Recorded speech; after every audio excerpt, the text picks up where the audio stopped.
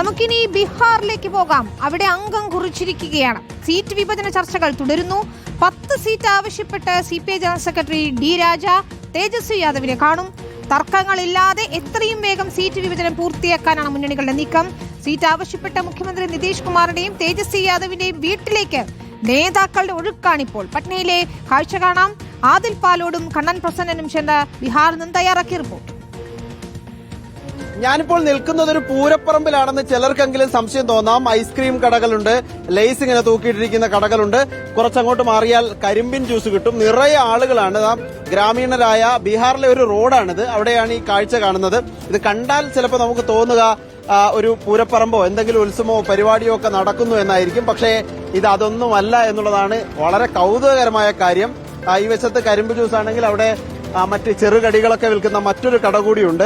ഏതായാലും വലിയ തിരക്ക് ഇവിടെ കാണാം. നമുക്ക് ഈ നിൽക്കുന്നവരെയൊക്കെ കാണാൻ കഴിയുന്നുണ്ട്.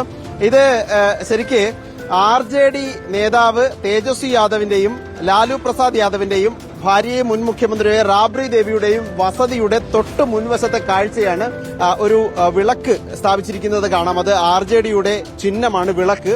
അത് സ്ഥാപിച്ചിരിക്കുന്നു. അതിൽ നിന്നുള്ള പ്രകാശം ഈ തെരഞ്ഞെടുപ്പിൽ ബീഹാറിൽ വിജയത്തിലേക്ക് കൊണ്ടുവരും ഇന്ത്യ സഖ്യത്തെ എന്നാണ് പ്രവർത്തകർ പ്രതീക്ഷിക്കുന്നത്. चुनाव में तेजस्वी जी CM बनेंगे और नीतीश जी को कबार के बिहार से फेंक देना है। और एक मांग करने आए हैं तेजस्वी जी से और लालू यादव से कि मसौड़ी विधानसभा में जैसे तेजस्वी जी बोले हैं कि नया बिहार बनाना है। NDA क्या होता है?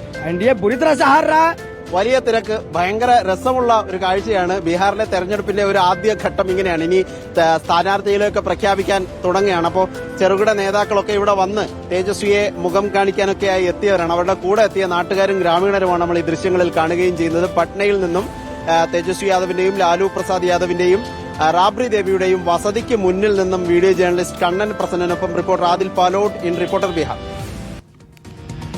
എന്തായാലും ബീഹാറിലെ തെരഞ്ഞെടുപ്പ് ആവേശത്തിന്റെ ഓരോ കാഴ്ചകളും ആദിൽ പാലോടും കണ്ണൻ പ്രസന്നനും പ്രേക്ഷകരിലേക്ക് എത്തിക്കും. പട്നയിൽ തുടരുന്നുണ്ട്. വരും ദിവസങ്ങളിൽ പ്രമുഖ നേതാക്കളെയൊക്കെ കാണും ആദിൽ പാലോട് എന്നാണ് ഞാൻ മനസ്സിലാക്കുന്നത്. ഏതായാലും